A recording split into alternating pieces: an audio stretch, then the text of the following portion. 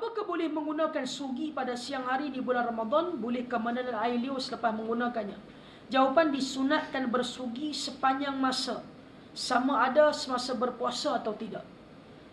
Pada permulaan hari atau pada penghujungnya. Tengok orang kita kata lepas daripada zuhur bersugi makruh.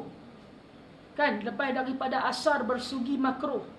Dia kata Abu Hurairah radhiyallahu taala anhu, kata dia Nabi bersabda, laula an asyqa ala ummati aw ala nasi la amartum bisiwak ma'a kulli salat.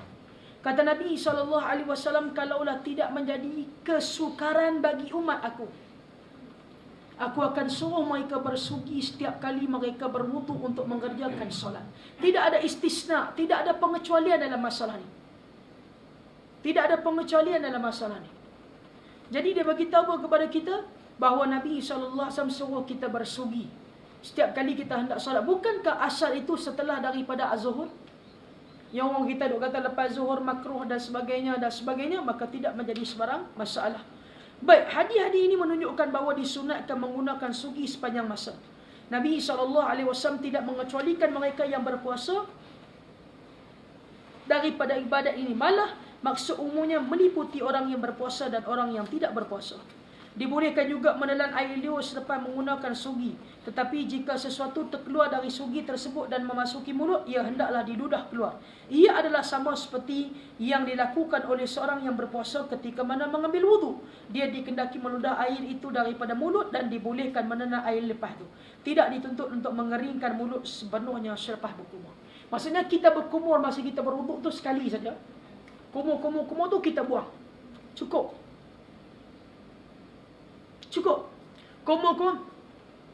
Cukup. Lepas tu ada air dalam tu, itu dimaafkan oleh agama. Tapi sekali je dah, bukan 2-3 kali. Sebab tu Nabi suruh sekali.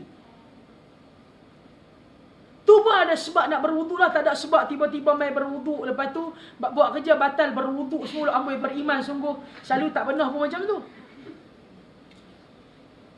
Maksudnya, lepas daripada tu, kita kumur, apa yang ada sisa di mulut ni, alhamdulillah. Kita pun tak ada niat dan sebagainya, clear. Tertelan tak ada masalah. Tak payahlah ambil hair dryer, pergi kering pun tak payah tu semua kerja-kerja merepek. Nampak tak? Imam Nawawi berkata, Al-Mutawali dan para ulama yang lain berpendapat bahawa apabila seseorang yang berpuasa berkumur, dia dikendaki meludahkan air itu dan tidak perlu mengeringkan mulutnya menggunakan kain atau apa saja. Tidak ada perselihan pendapat dalam masalah ini disebut oleh Imam Nawawi bermadzhab Syafi'i. Sekaligus menjawab, kita selalu dengar orang duk kata lepas daripada zuhur gosok gigi makruh. Lepas daripada asar makruh. Silalah, gosoklah gigi anda, bersihkanlah mulut anda dan sebagainya. Lebih-lebih lagi apabila waktu lepas daripada zuhur mulut kita dah mula berbau. Dia kata ni Nabi bagi tahu mulut berbau ni di sisi Allah ni macam bawang kasturi. Nabi bagi tahu di sisi Allah. Cuba faham, Nabi bagi tahu di sisi Allah. Di sisi manusia, cuba test power man.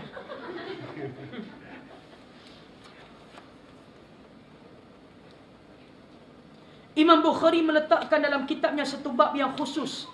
Bab menggunakan sugi bagi seseorang yang berpuasa. Kemudian menyebut hadis Abu Hurairah yang kita bacakan tadi. Imam Bukhari berkata tidak ada perbezaan antara orang yang berpuasa dan tidak.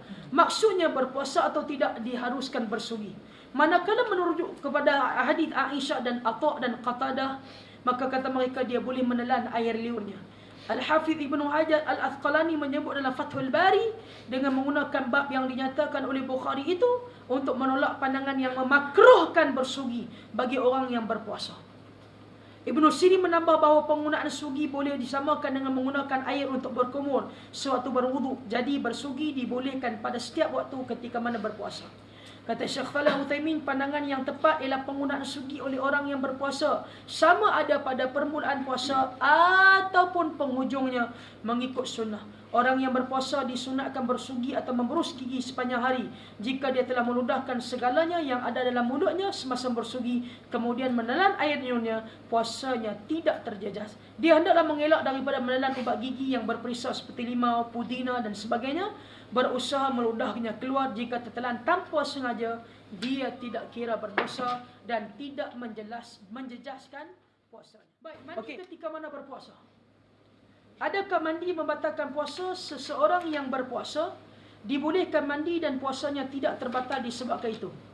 Ibnu Qudamah berkata, tidak salah bagi orang yang berpuasa mandi.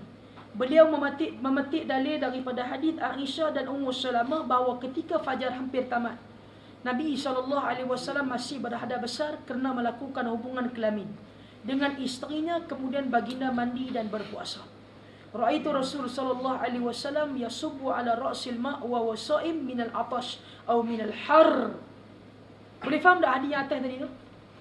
Tak faham? Nabi semalam bersama dengan isteri Nabi. Kemudian paginya Nabi SAW terlewat. Maksud boleh faham terlewat? Maksudnya Nabi bersama dengan isteri Nabi, kemudian malam yang sama Nabi tak mandi janabah. Bila Nabi tak mandi janabah, Nabi berwuduk dan Nabi terus tidur dengan isteri Nabi. Keesokannya Nabi bangun dan agak lewat.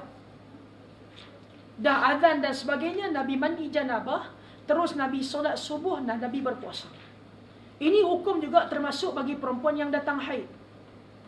Kalau darah haid dia katalah kering pukul 11 malam dan sebagainya, dia tak mau mandi, dia nak mandi esok pagi, jawapan dia tak boleh. Dia mesti kena mandi. Kerana dia kena solat isyak, kerana waktu solat isyak masih ada. Mesti kena mandi dah solat isyak. Tapi kalau lepas daripada pertengahan malam, setelah waktu isyak selesai, darah haid dia kering dan sebagainya, tiba-tiba esok pagi dia nak bangun awal, setengah jam sebelum subuh, dia nak mandi janabah, dia nak sahur dan dia nak puasa. Silakan. Tapi kalau terlewat, dia bangun-bangun pukul 7, dia hanya boleh mandi janabah, dia boleh terus berpuasa. Boleh faham dah insya-Allah? Sama juga orang yang bersama dengan pasangan dia terlewat pagi esok, katalah bangun pukul 8 ke 9 ke hari Ahad, dia boleh bangun, dia terus mandi janabah dan dia terus boleh berpuasa dan solat subuh. Wallahu a'lam.